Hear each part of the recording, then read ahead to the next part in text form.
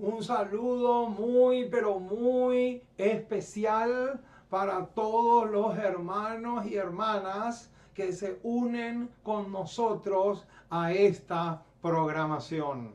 Le extendemos un saludo a todos por igual. Somos el ministerio Una Voz que Clama en el Desierto, aquí en el corazón de Sudamérica, aquí en Paraguay, para todo el continente y para el mundo. Oh, mis amados, una vez más podemos proclamar la palabra de Dios. Ese es el propósito de estas grabaciones, de este ministerio. Queremos proclamar las gloriosas y preciosas verdades del reino. No queremos que haya en nuestro ministerio una sola gota de cobardía. Escuchaste bien, mi estimado hermano. Te voy a volver a repetir porque es un detalle exageradamente clave. No queremos que haya en nuestro ministerio, en nuestro canal o en nuestra página una sola gota de cobardía. Aquí se va a predicar la verdad pura, la verdad clara y la verdad cristalina. Aquí se va a proclamar la verdad, le guste o no le guste al enemigo o a la cizaña. Aquí se va a predicar la pura, preciosa y contundente verdad divina. Ese es el propósito de este ministerio.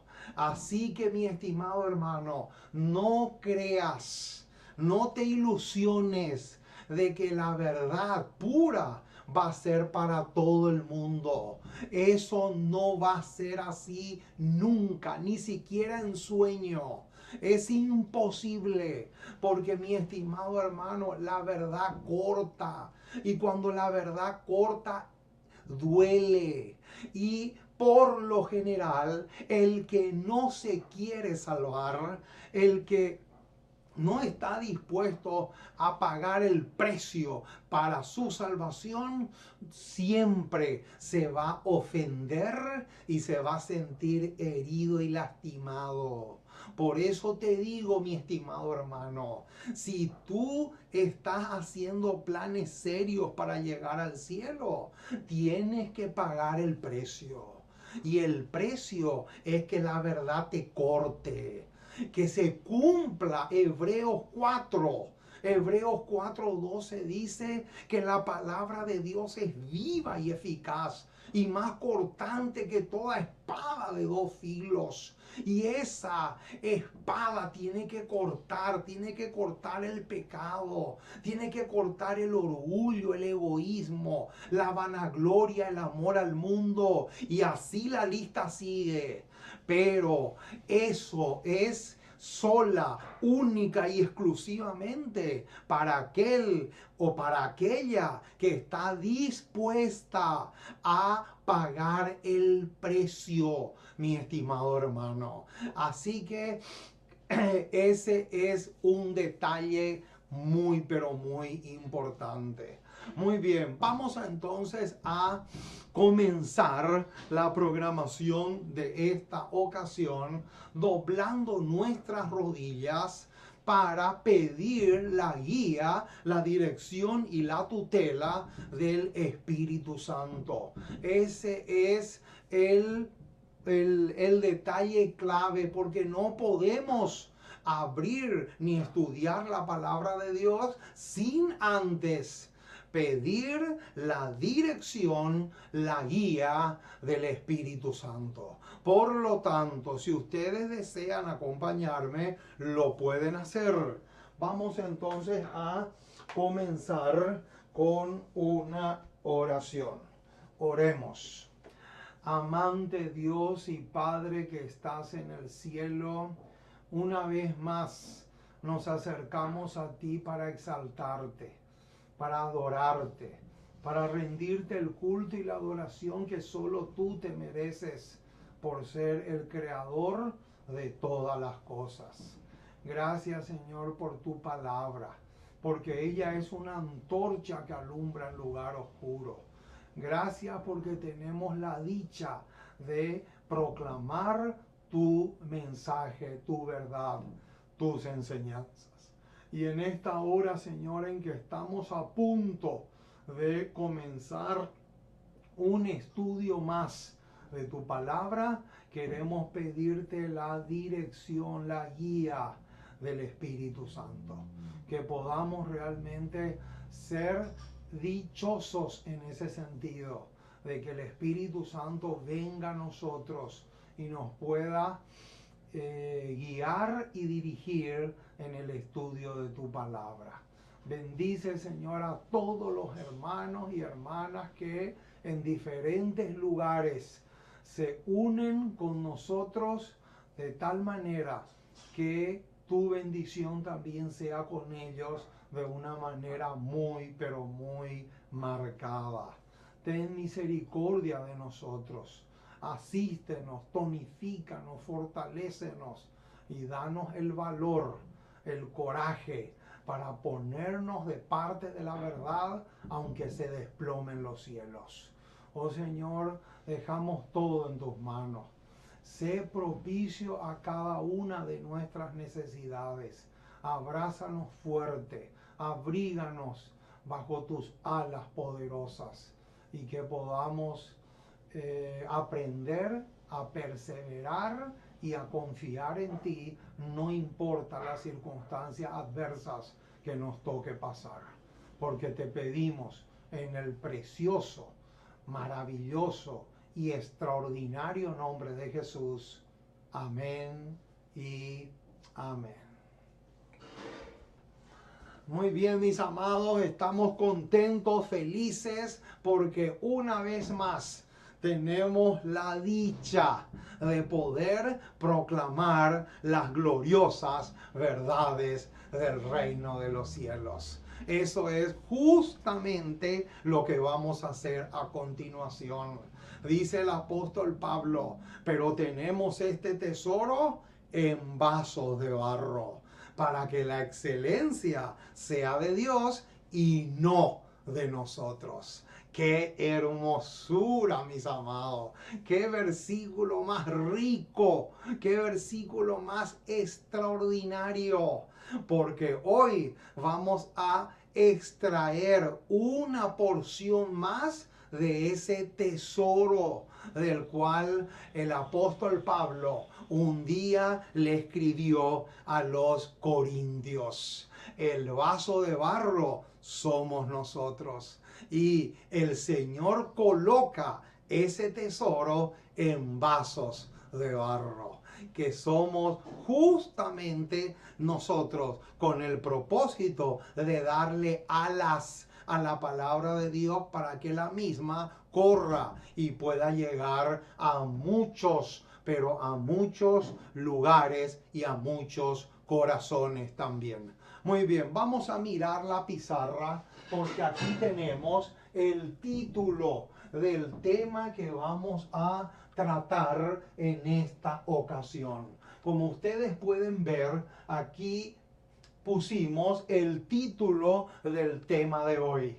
¿Cómo se titula entonces la tesis que vamos a tratar hoy? El título del tema de hoy es La verdadera conversión. ¡Qué tema más estupendo! Hoy vamos a hablar justamente de este tema. ¿Cuál es la verdadera conversión?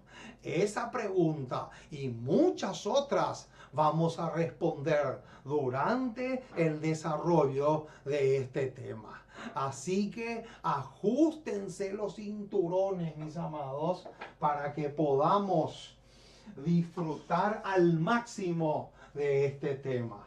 El versículo pivot, el versículo que va a sostener todo el edificio que vamos a construir hoy es Segunda de Crónicas,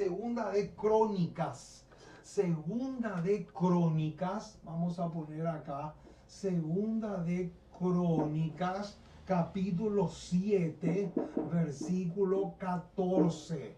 Este va a ser nuestro texto clave. Segunda de Crónicas, capítulo 7, verso 14. Vamos a comenzar con este pasaje porque este pasaje nos va a servir como trampolín para zambullirnos al tema de esta ocasión. Vamos a buscar entonces en nuestras Biblias segunda de Crónicas. De paso, Esdras, el libro de Crónicas lo escribió Esdras. Primera y segunda de Reyes, primera y segunda de Crónicas lo escribió Esdras. Eso entre paréntesis. No tiene nada que ver con el tema de hoy, pero entre paréntesis lo podemos colocar. Muy bien, segunda de Crónicas, capítulo 7, versículo 14. Este pasaje es preciosísimo, mi estimado hermano. Este pasaje es más dulce que la miel. Este pasaje es demasiado, pero demasiado significativo. Y lo vamos a leer con mucho, pero con mucho detenimiento. Dice así: si se humillare mi pueblo, sobre el cual mi nombre es invocado, y oraren y buscaren mi rostro, y se convirtieren de sus malos caminos, entonces yo oiré desde los cielos y perdonaré sus pecados y sanaré su tierra. ¡Qué promesa más estupenda encontramos aquí! Noten lo que dice: si se humillare mi pueblo. Esa es la primera condición. La segunda, invocar el nombre de Jehová. La tercera, que oren. La cuarta, que busquen su rostro. Y la quinta, que es la que nos va a ocupar hoy, es convertirse de sus malos caminos. Como ustedes pueden ver, acá tenemos 5 condiciones fundamentales para que el Dios del cielo pueda oír desde el cielo, perdonar los pecados y sanar la tierra. Quiere decir, mi estimado hermano, que si no hay conversión verdadera, tampoco hay perdón de pecados. Quiero que grabes bien en tu mente este detalle. Vamos a repetir otra vez porque es crucial y exageradamente clave. Si no hay conversión verdadera, si no hay conversión genuina, tampoco puede haber perdón y tampoco se pueden borrar los pecados de los registros de la persona. Quiere decir, mi estimado, que el tema que vamos a estudiar hoy no es importante. El tema que vamos a estudiar hoy es esencial, vital y trascendental. Este tema no se puede decir que es importante, ni tampoco se puede decir que es muy importante. No, este tema es vital y trascendental y mucho más clave que el aire que respiramos, mi estimado hermano. Por lo tanto, vale la pena que podamos estudiar bien y con lujo de detalles un tema tan trascendental como este. Entonces, la primera pregunta que brota, la primera pregunta que salta a la consideración es la siguiente: ¿qué es conversión genuina? Esa es la primera pregunta que vamos a responder. ¿Qué es conversión verdadera o genuina? ¿En qué consiste realmente la conversión? Esta es una pregunta que vale la pena que lo podamos responder de la mejor forma posible. Y la respuesta a esta pregunta se encuentra en Joya de los Testimonios, tomo 2, página 393. Noten, hermano, qué declaración más fantástica encontramos acá. Dice así la siguiente declaración: muéstreles que la verdadera conversión es un cambio. Ahí está. Esa es una palabra clave. Vamos a poner acá la palabra cambio. Esta es una palabra clave, mi estimado hermano. ¿Qué es la verdadera conversión? La verdadera conversión es un cambio. Pero surge otra pregunta. ¿Un cambio de qué? Eso es interesante saber. Si la verdadera conversión es un cambio, entonces ahora la siguiente pregunta que nos toca responder es: ¿un cambio de qué? Ahora viene un cambio de corazón, de pensamientos y propósitos. Esos son, ahí están 3 detalles trascendentales. Entonces vamos a poner aquí al lado de la palabra cambio, vamos a poner 3 flechitas. Entonces dijimos recién que es un cambio y ahora ya nos enteramos de qué, un cambio de qué. Ahora viene un cambio de corazón, un cambio de corazón, de pensamientos y propósitos. Ahí está, propósitos. Aquí está, mi estimado hermano. Esta es la respuesta a la pregunta: ¿qué es o en qué consiste la verdadera conversión? La verdadera conversión es un cambio, pero ¿un cambio de qué? Un cambio de corazón, de pensamiento y de propósitos. Esa es la verdadera conversión. En eso consiste la verdadera y genuina conversión. Cuando una persona experimenta una conversión, pero en su vida no hay un cambio de corazón, de pensamiento o de propósitos, quiere decir, mi estimado hermano, que esa conversión es falsa.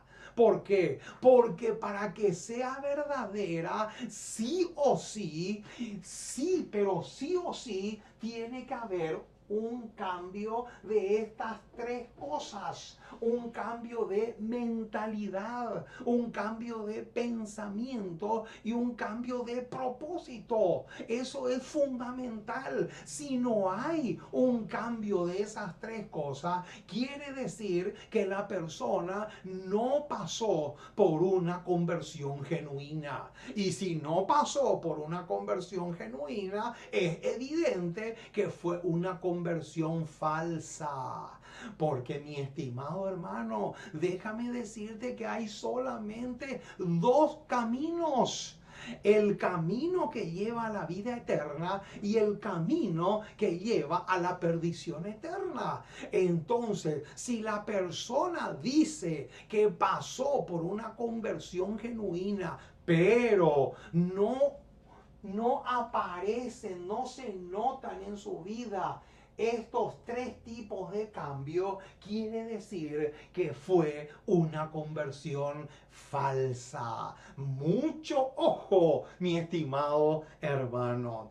Ahora, ¿qué más es conversión? ¿Será que conversión es solamente un cambio de corazón, pensamientos y propósitos? La respuesta es no. ¿Qué más es conversión? Noten, Joya de los Testimonios, tomo 1, página 445. Aquí tenemos la respuesta a esta pregunta. ¿Qué más es conversión? Dice así la declaración. La verdadera conversión, y ahora viene mucho ojo, hermano, con el tremendo detalle con el que nos vamos a encontrar ahora. La verdadera conversión es un cambio radical. Noten, hermano, esta palabra es muy, pero muy significativa. Noten, acá dijimos que es un cambio, pero a esta palabra lo tenemos que agregar otra palabrita más y es la palabra radical. Esta es una palabra crucial, mi estimado hermano. Noten cómo dice, es un cambio radical y la palabra radical viene de raíz. Quiere decir, mi estimado hermano, que la verdadera conversión es un cambio de raíz, un cambio radical, completo, absoluto, pero nunca parcial. Mucho ojo con ese detalle. Ahora, ¿a qué pasaje de las Sagradas Escrituras nos conduce esto que acabamos de ver? Vamos a buscar Segunda de Crónicas, capítulo 6, versículo 38. Segunda de Crónicas, capítulo 6, versículo 38, hermano. Noten qué tremendo este versículo. Dice así, el versículo 38. Si se convirtieren a ti, y ahora viene un detalle clave, si se convirtieren a ti de todo su corazón. Noten qué tremendo. Esa expresión de todo su corazón es un sinónimo de esta palabra radical. Noten cómo sigue diciendo. Si se convirtieren a ti de todo su corazón y de toda su alma. Esa expresión también es un sinónimo de esta palabra radical. Dice, y de toda su alma en la tierra de su cautividad, donde los hubieren llevado cautivos, y oraren hacia la tierra que tú diste a sus padres, hacia la ciudad que tú elegiste, y hacia la casa que he edificado a tu nombre, y ahí sigue. Entonces, ¿qué más es conversión, mi estimado hermano? Conversión no solamente es un cambio de corazón, pensamientos y propósitos, sino también es un cambio radical, es un cambio completo, absoluto. Eso también es un detalle trascendental. Ahora, otra pregunta interesante que viene al caso es la siguiente.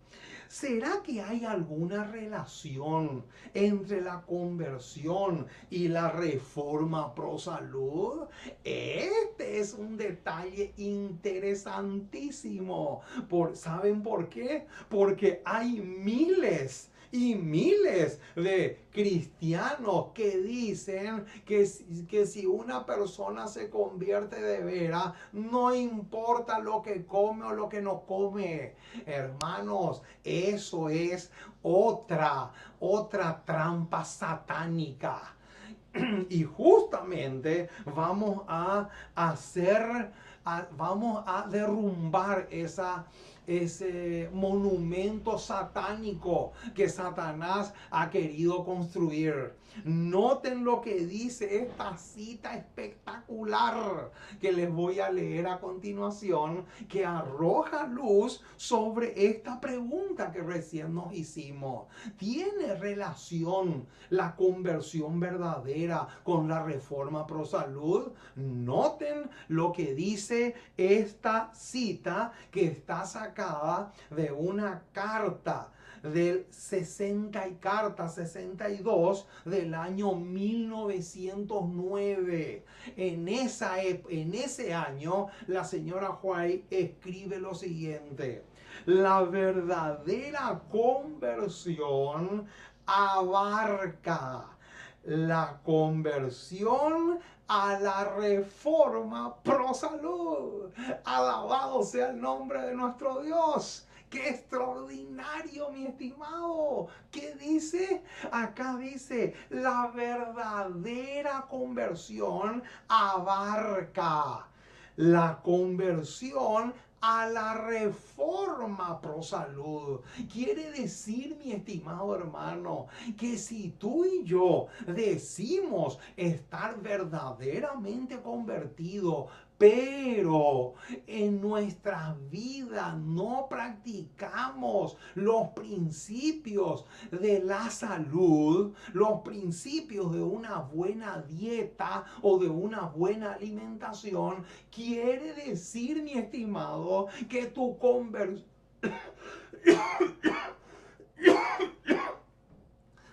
quiere decir, mi estimado hermano, que tu conversión no es verdadera. ¿Por qué? Porque aquí lo dice clarito. Ahora, ¿cuál es la mejor prueba de una genuina conversión? Qué linda esta pregunta. ¿Cuál es la mejor prueba para que uno pueda realmente que le quede claro en su mente si realmente pasó o no pasó por una experiencia genuina de conversión? ¿Cuál es la mejor prueba de verdadera conversión? Camino a Cristo, página 77, tiene la respuesta a esta pregunta. Noten lo que dice: ¿estarán dispuestos a realizar cualquier sacrificio a fin de que aquellos por los cuales Él murió tengan parte en el don celestial?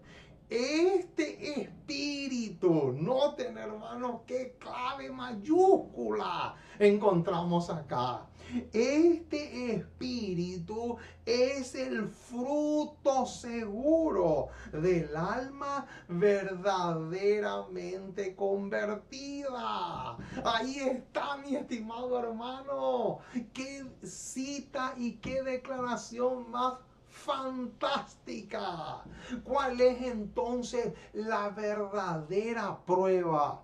La prueba por excelencia, la mejor de todas, de que una persona pasó por una verdadera conversión. Acá dice que la prueba más segura es que la persona esté dispuesta o dispuesto a realizar cualquier sacrificio a fin de que aquellos que no conocen la verdad puedan llegar a conocer un día. Oh, mis amados, aquí tenemos una prueba contundente.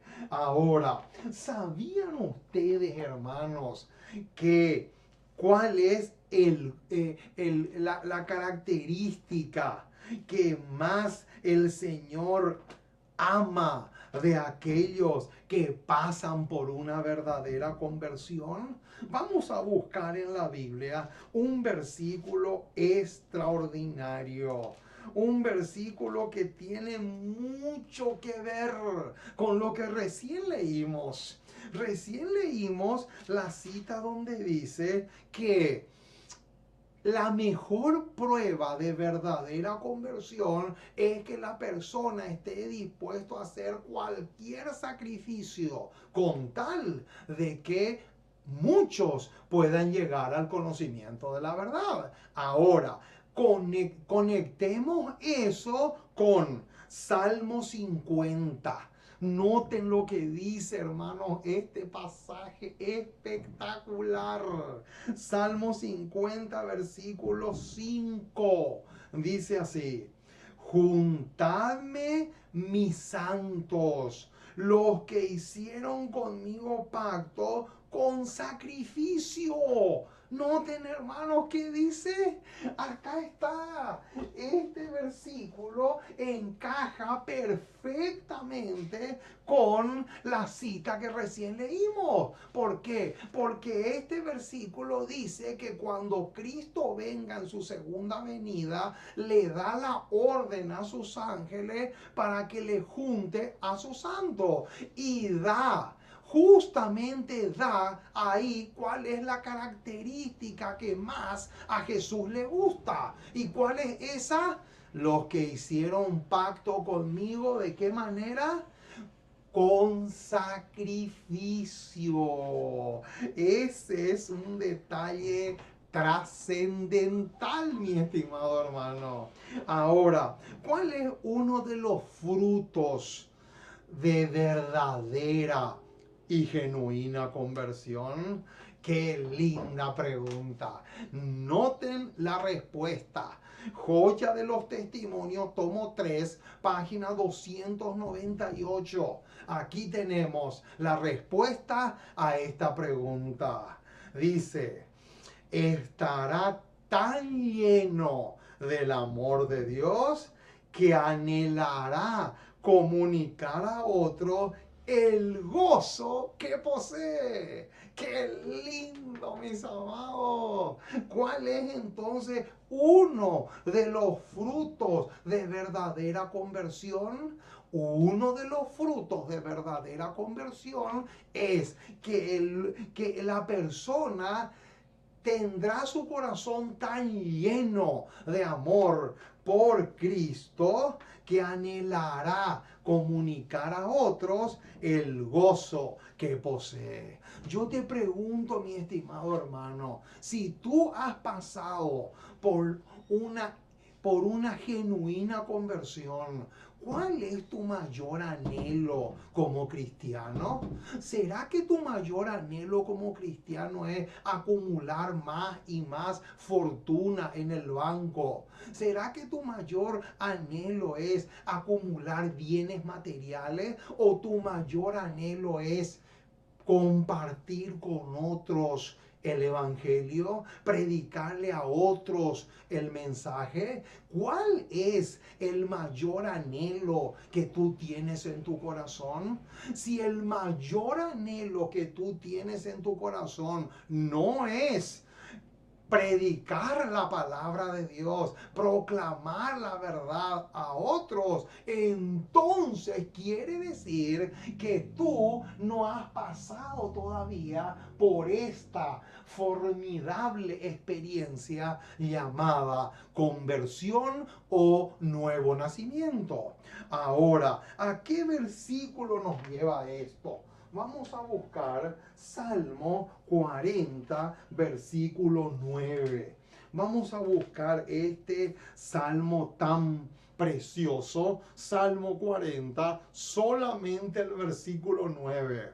Repito, uno de los frutos más dulces de la verdadera conversión es que la persona estará tan llena del amor de Cristo en su corazón que su mayor anhelo será impartir, proclamar, anunciar a otros las nuevas del reino. Ahora, eso nos lleva al versículo 9 de Salmo 40. Noten lo que dice Salmo 49. He anunciado justicia en grande congregación. He aquí, no refrené mis labios. Jehová, tú lo sabes. En otras palabras, mi estimado, el que pasó por una verdadera conversión no puede quedarse callado. El que pasó por una genuina y verdadera conversión no puede encubrir el mensaje, no puede tapar u obstaculizar el mensaje. Al contrario, lo que va a hacer es proclamar y predicar a los cuatro vientos. Eso es lo que encontramos en el versículo 9 que recién leímos del Salmo 40. Ahora, otra pregunta importantísima e interesantísima al mismo tiempo es la siguiente. ¿La conversión es una obra gradual o repentina? Esta es interesantísima, esta pregunta, mi estimado hermano. ¿La conversión es gradual, es espontánea o es repentina? Esa es una pregunta clave y la respuesta la encontramos en El deseado de toda la gente, página 143. Noten, hermanos, qué declaración más espectacular encontramos acá. Noten, la obra del Espíritu Santo en el corazón es tan inexplicable como los movimientos del viento. Noten, hermano, la obra del Espíritu Santo en el corazón es tan inexplicable como los movimientos del viento. Mediante un agente tan invisible como el viento, Cristo obra constantemente en el corazón. Noten que dice, mediante el agente llamado el Espíritu Santo, es que Cristo obra constantemente en el corazón.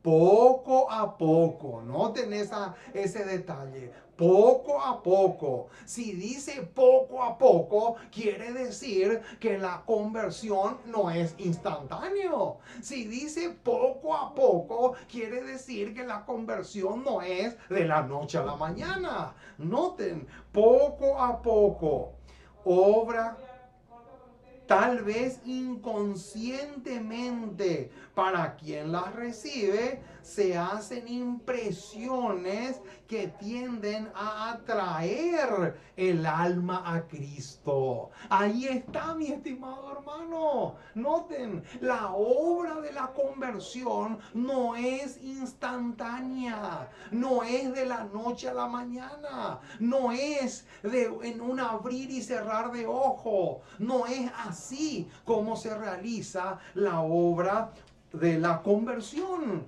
Y noten que claro, y más claro no puede ser. Entonces sigue diciendo,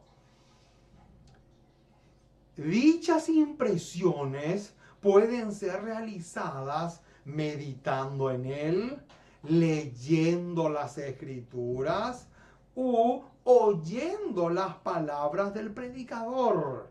Repentinamente, al presentar el Espíritu un llamamiento más directo, el alma se entrega a Jesús. Y ahora viene, muchos llaman a esto conversión repentina. Noten, hermanos, muchos llaman a esto conversión repentina, pero la conversión repentina no existe. La conversión repentina nunca existió y nunca va a existir. La conversión es poco a poco, es gradual.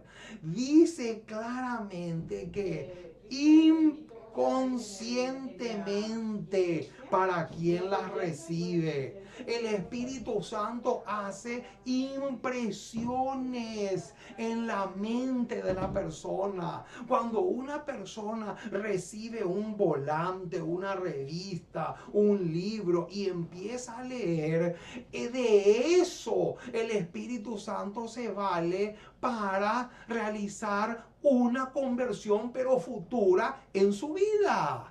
Pero nunca digan que la conversión es repentina. ¿Por qué? Porque el deseado de toda la gente, página 143, dice que la conversión repentina no existe, ni va a existir jamás. Lo único que sí existe es las impresiones que gradualmente el Espíritu Santo hace en el individuo, pero poco a poco. La persona muchas veces ni cuenta se da. La persona muchas veces ni siquiera se percata, pero el Espíritu Santo lo está atrayendo poco a poco a Jesús. Esa es la obra representada por el viento en Juan capítulo 3, que tiene que ver con el Espíritu Santo. Ahora, noten esta parte, hermano, cómo termina la cita que les estoy leyendo de el deseado 143. Pero es el resultado de una larga intercesión del Espíritu Santo. Es una obra paciente y larga. ¡Qué tremendo, mis amados! ¿Cómo es realmente la conversión? ¿Es una obra gradual o es una obra repentina? Lo hemos demostrado. Aquí te estoy demostrando con una claridad meridiana que la verdadera conversión es poco a poco. El Espíritu Santo se vale de una revista cristiana, de un libro cristiano, se puede valer de una predicación, se puede valer de algo que la persona escuche en la radio, en la televisión o en cualquier lugar. De todas esas cosas, el Espíritu Santo se vale para poder lograr en él o en ella una verdadera conversión. Pero siempre es a largo plazo. Nunca va a ser algo repentino. Así lo hemos demostrado con esta tremenda y espectacular cita que les acabo de leer. Ahora, otra pregunta clave es la siguiente: ¿cómo puedo saber si estoy convertido o no? ¡Qué linda pregunta! ¿Cómo puedo saber si yo he pasado realmente por una verdadera conversión? Esta es otra pregunta trascendental, mi estimado hermano. Y la respuesta la encontramos en Camino a Cristo, página 57. Una declaración cortita, pero preciosa al mismo tiempo. Dice así: ¿de qué medio nos valdremos para saber del lado de quién estamos? En otras palabras, ¿de qué medio nos valdremos para saber si realmente hemos pasado por una verdadera conversión? Acá viene la pregunta: ¿quién posee nuestro corazón? Esa es una pregunta clave. ¿Con quién están nuestros pensamientos? Noten, hermano, acá está. Vean esta palabrita aquí. El punto número 2 de esta lista de 3 palabras que aparecen acá. Este detalle es clave, pero clave mayúscula. Noten, ¿con quién están nuestros pensamientos? ¿De qué es lo que más te gusta pensar? ¿Cuáles son las cosas que giran alrededor de tus pensamientos? Esa es una pregunta fundamental, mi estimado hermano. Ahora, ¿de quién nos gusta hablar? ¿Se acuerdan que Jesús dijo, de la abundancia del corazón habla la boca? Quiere decir, mi estimado, que aquí encontramos otro indicador más que nos puede ayudar para que sepamos si nosotros hemos o no experimentado una verdadera conversión. Y sigue diciendo, ¿para quién son nuestros más ardientes deseos, afectos y nuestras mejores energías? Esa es otra pregunta cardinal.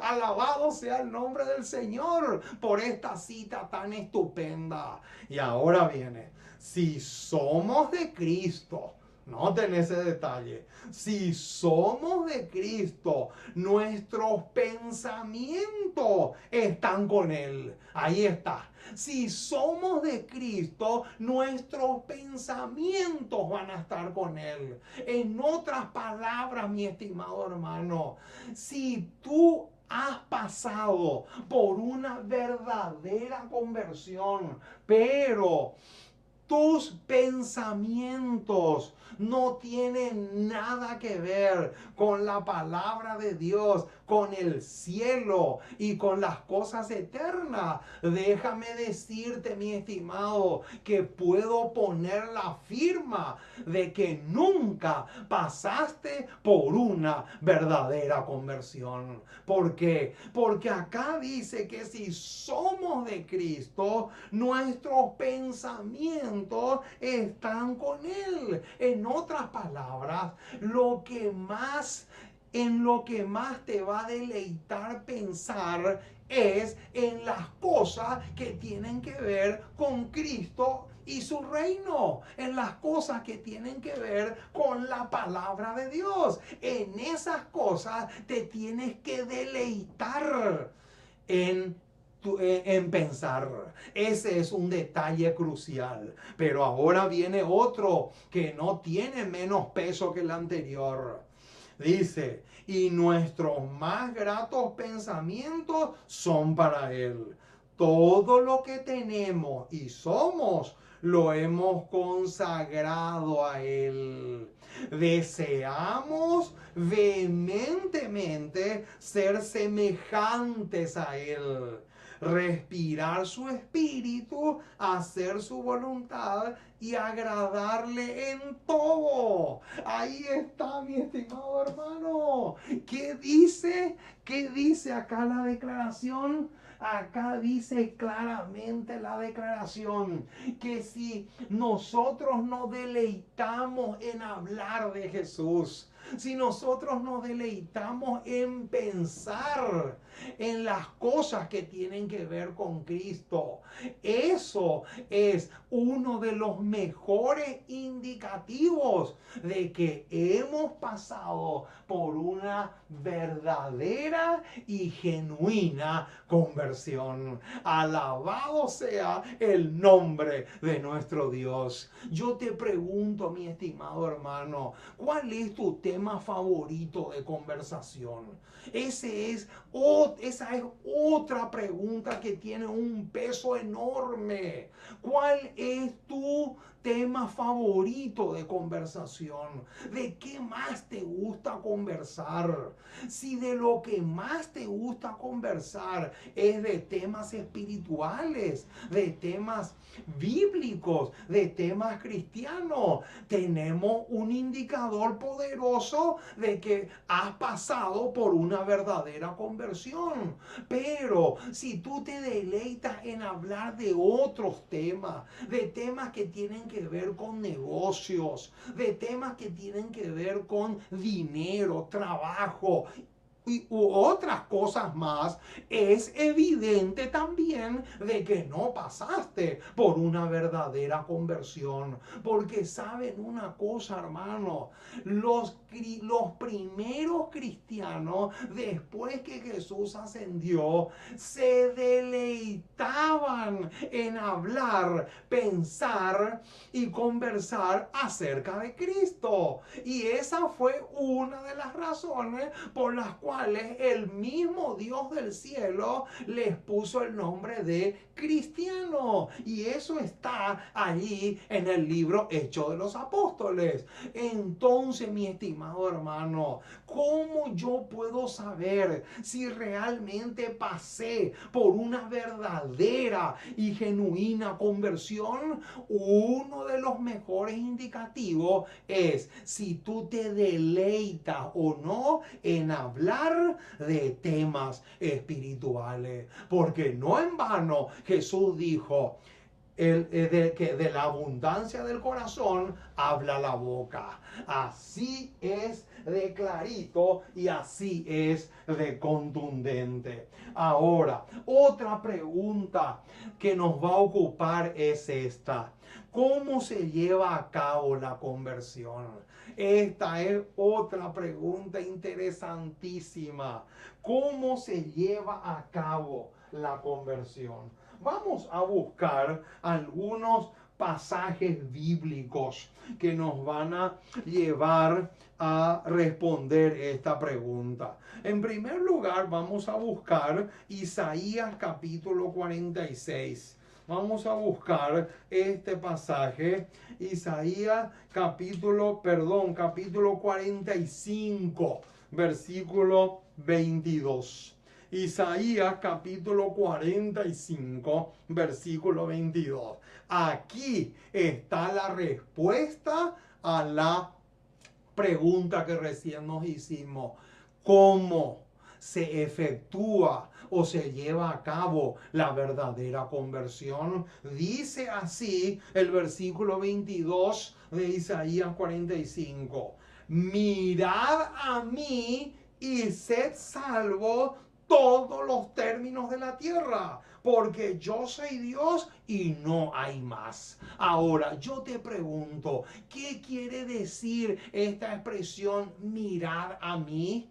Es lógico que acá no se está refiriendo a mirar con los ojos. No está hablando de mirar con los ojos físicos. El mirar acá es sinónimo de contemplación. Vamos a poner acá en el pizarrón la palabra mirar que aparece en Isaías equivale o es igual a contemplar. Contemplar. Esta es la palabra que equivale a la expresión mirar de Isaías. O sea, que cuando Isaías dice mirar, lo que está diciendo realmente es contemplarle a Jesús. Eso es fundamental. Y la contemplación se hace con los ojos de la fe. Así como dice el apóstol Pablo en Hebreos 12. En Hebreos 12 el apóstol Pablo dice, puesto los ojos en Jesús. No se está refiriendo a los ojos literales. No es mirar con los ojos físicos. Cuando Pablo dice, puesto los ojos en Jesús, en Hebreos 12:2, lo que está diciendo es que tenemos que contemplarle a Jesús por la fe. Con los ojos de la fe es que se realiza la contemplación. Ahora, vamos a buscar dos pasajes más que tienen mucho que ver con esto. Juan capítulo 3. Vamos hasta Juan capítulo 3. Juan capítulo 3. Juan capítulo 3. Juan capítulo 3, versículo 14. Dice así el versículo 14 de Juan 3. Y como Moisés levantó la serpiente en el desierto, así es necesario que el Hijo del Hombre sea levantado, para que todo aquel que en él cree, podríamos traducir también, para todo aquel que le contemple o que le mire, no se pierda, mas tenga vida eterna. Porque aquí está hablando de la serpiente que Moisés que levantó en el desierto cuando fueron picados por esas serpientes venenosas. Justamente Moisés levantó en un asta una serpiente, y aquellos que miraban a esa serpiente se sanaban. Entonces, lo mismo pasa acá en este pasaje de Juan 3:14. Ahora, otro pasaje más es Segunda de Crónicas. Segunda de Crónicas. Vamos a buscar Segunda de Crónicas. Perdón, Segunda de Corintios capítulo 3, versículo 18.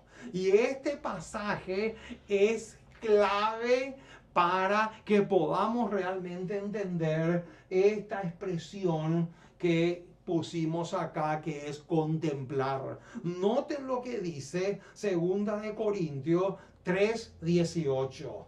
Por tanto, nosotros todos, mirando a cara descubierta. Noten que aparece ahí la palabra mirar, la misma que usa Isaías. Mirando todos nosotros a cara descubierta, como en un espejo, la gloria del Señor. Noten, somos transformados de gloria en gloria en la misma imagen como por el Espíritu del Señor. Aquí está, mi estimado. Acá encontramos un detalle demasiado clave. ¿Cómo es que se produce la conversión? La conversión se produce mirando o contemplando con los ojos de la fe la gloria de Dios. Y dice que si nosotros hacemos eso, el pasaje que acabamos de leer dice que se va a producir una transformación. Y esa palabra transformación en el griego es metamorfó. Y de ahí viene la palabra que nosotros conocemos como metamorfosis. Y la metamorfosis es la transformación o el cambio que se produce cuando el gusano deja de ser gusano y se convierte en mariposa.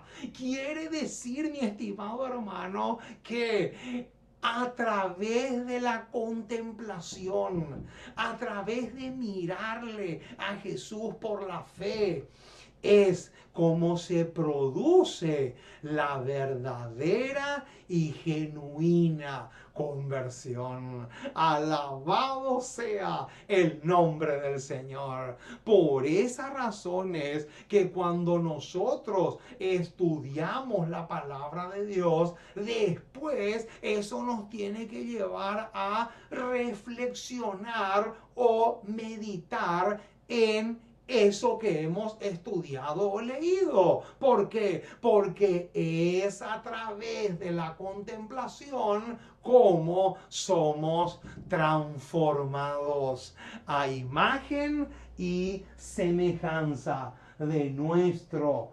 maravilloso y extraordinario Dios. Qué hermoso, hermanos, lo que estamos estudiando en esta ocasión. Ahora, otra pregunta muy, pero muy clave es la siguiente. ¿Qué es lo que Satanás no quiere que se comprenda? Esta es otra pregunta que vamos a responder. La respuesta la encontramos en joyas de los testimonios, joyas Joya de los Testimonios, tomo 2, página 390. Joya de los Testimonios, tomo 2, 390. ¡Qué bombazo es lo que se viene ahora! Dice, Satanás no quiere. Noten, hermanos, cómo comienza. Satanás no quiere que nadie vea la necesidad de una completa entrega a Dios.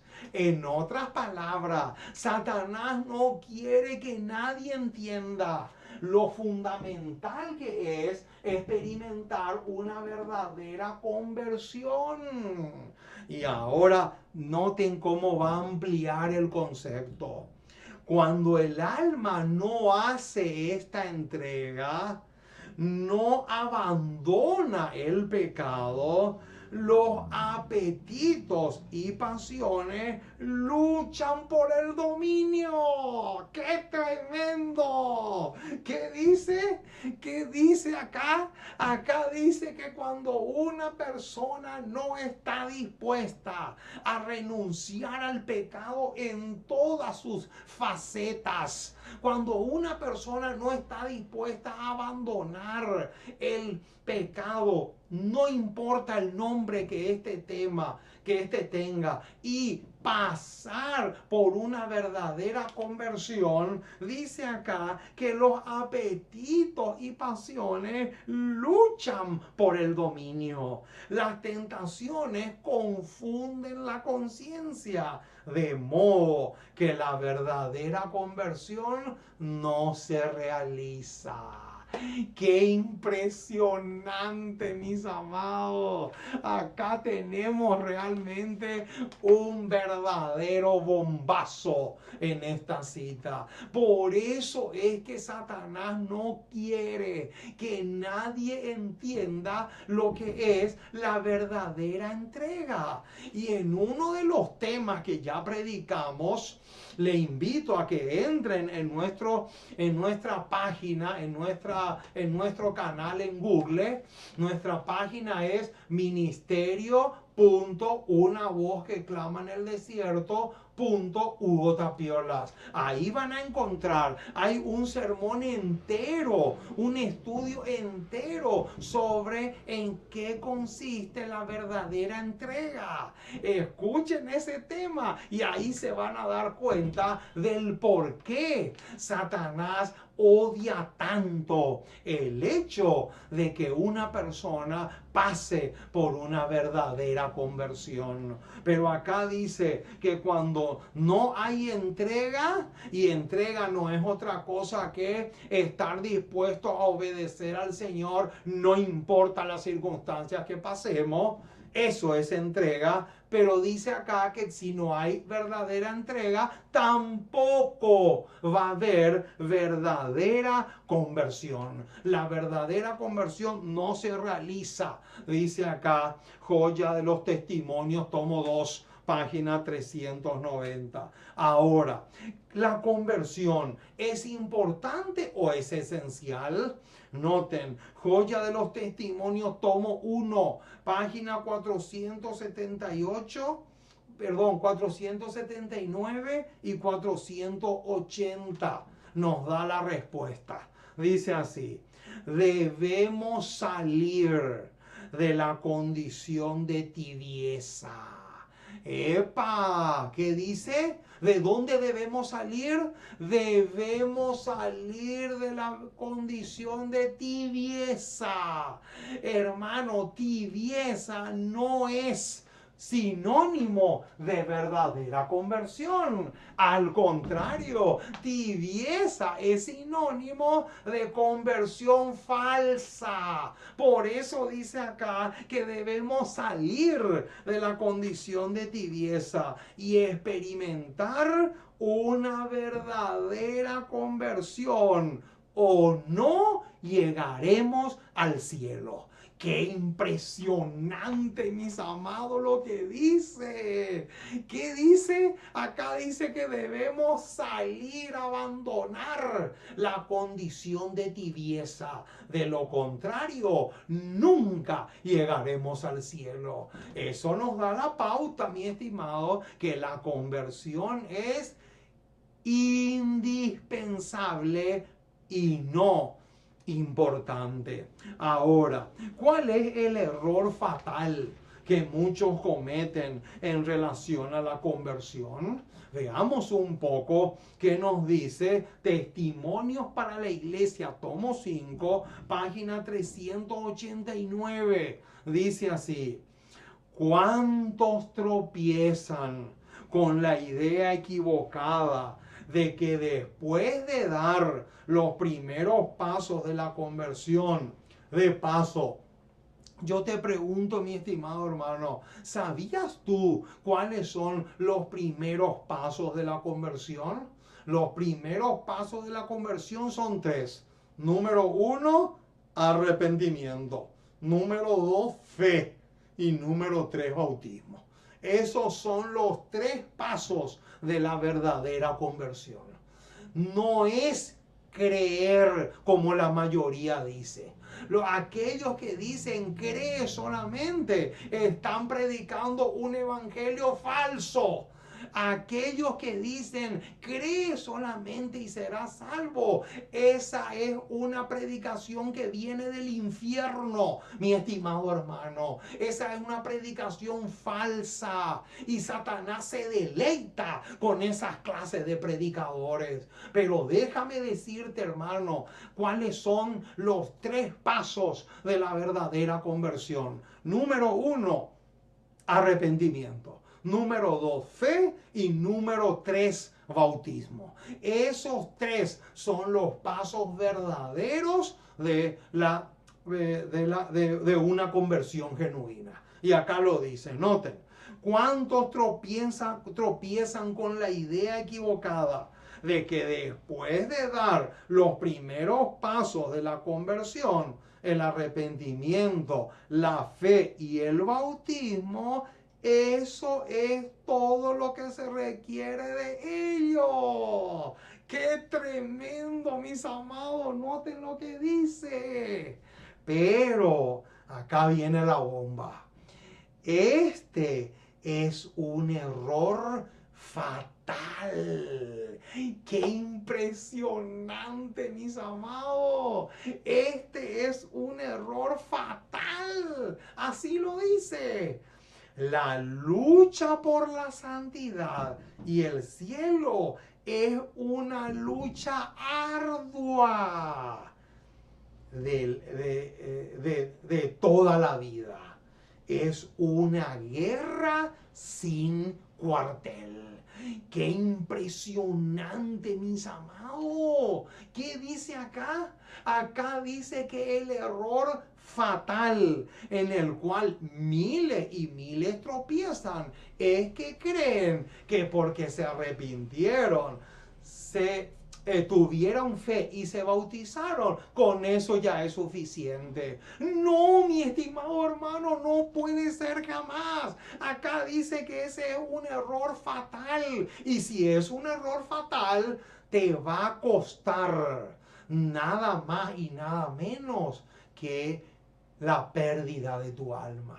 Hermano, no es así. No caigamos en un error tan terrible y fatal como este. Acá dice que la lucha por la santidad y el cielo es una lucha ardua de toda la vida. Noten, hermano, todos los días tenemos que luchar por la fe que una vez fue dada a los santos.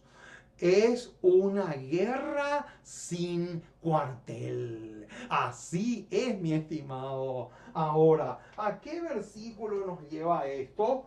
Vamos a buscar. Primera de Corintios, capítulo 15. Primera de Corintios. Vamos a buscar este pasaje. Primera de Corintios, capítulo 15, versículo 31. Noten lo que dice. Os aseguro, hermanos, por la gloria que de vosotros tengo en nuestro Señor Jesucristo, que cada día muero. Noten, ¿qué dice acá? Acá justamente el apóstol Pablo habla de morir al yo, de morir al orgullo y de morir al pecado cada día. Por eso es que Gálatas 2:20 dice, con Cristo estoy juntamente crucificado y ya no vivo yo, mas vive Cristo en mí. Y lo que ahora lo vivo en la carne, lo vivo en la fe del Hijo de Dios, el cual me amó y se entregó a sí mismo por mí. Oh, mis amados, qué tremendo lo que estamos diciendo. Ahora, ¿por qué miles y millones caen en una falsa conversión? Esta es otra pregunta que vamos a responder. ¿Por qué miles y millones caen en una falsa conversión? La respuesta la tenemos en Hijos e Hijas de Dios, página 290, y dice así: no es genuina ninguna conversión que no cambie el carácter. Ahí está. Y la conducta de aquellos que aceptan la verdad. Qué tremendo, hermano. Esta cita es fulminante. ¿Qué dice? No es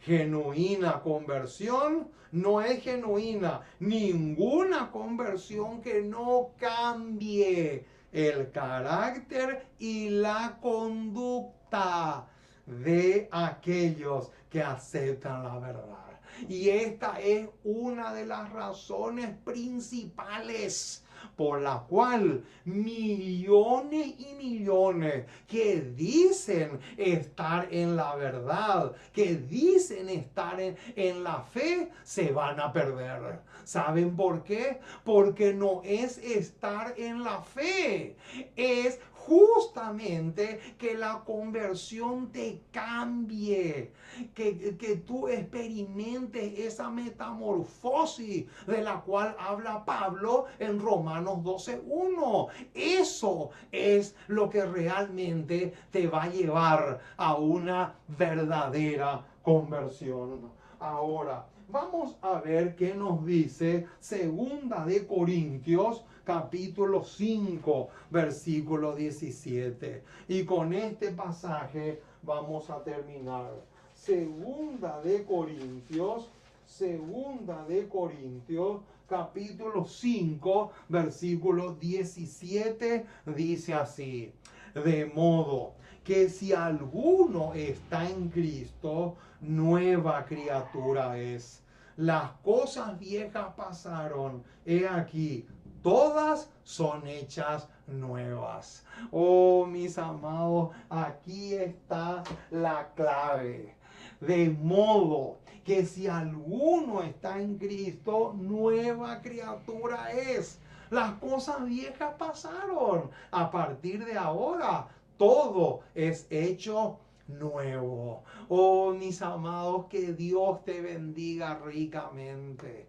Ustedes nunca van a saber el gozo que fue para mí el transmitir un mensaje tan pero tan esencial como este. Por lo tanto, vamos a terminar pidiéndole al Señor que el Espíritu Santo nos grabe aquí en nuestra mente el mensaje que hemos estudiado en esta hora. Vamos a orar para cerrar la programación de la fecha.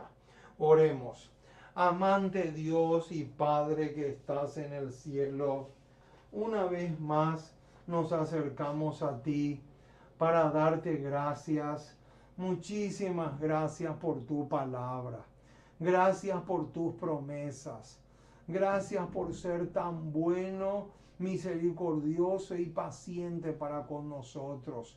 Gracias por las oportunidades que todavía tenemos para poder corregir las cosas que están mal en nuestras vidas, de tal manera que podamos realmente ser verdaderos candidatos para vivir por toda la eternidad con Jesús en su reino.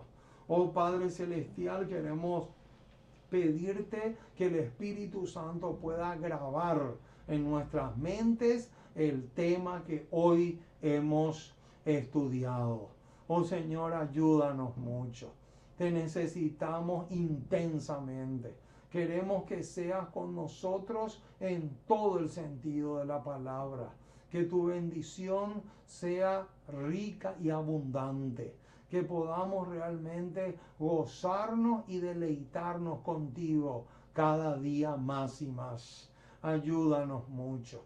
Te necesitamos mucho, mucho, mucho. Ven a nosotros. Oramos por todos aquellos que están pasando por momentos difíciles, por todos aquellos que están en países donde no hay libertad de culto y por predicar están siendo amenazados o maltratados por su fe. Que tú les puedas dar fortaleza a ellos para poder sobrellevar las circunstancias adversas que les toque pasar. Oh Señor, nos encomendamos en tus brazos como somos. Perdona nuestras faltas. Lávanos y límpianos de toda impureza y que podamos realmente aprender a confiar en ti en las buenas y en las malas. Porque te pedimos en el dulce, precioso y maravilloso nombre de Jesús. Amén y amén.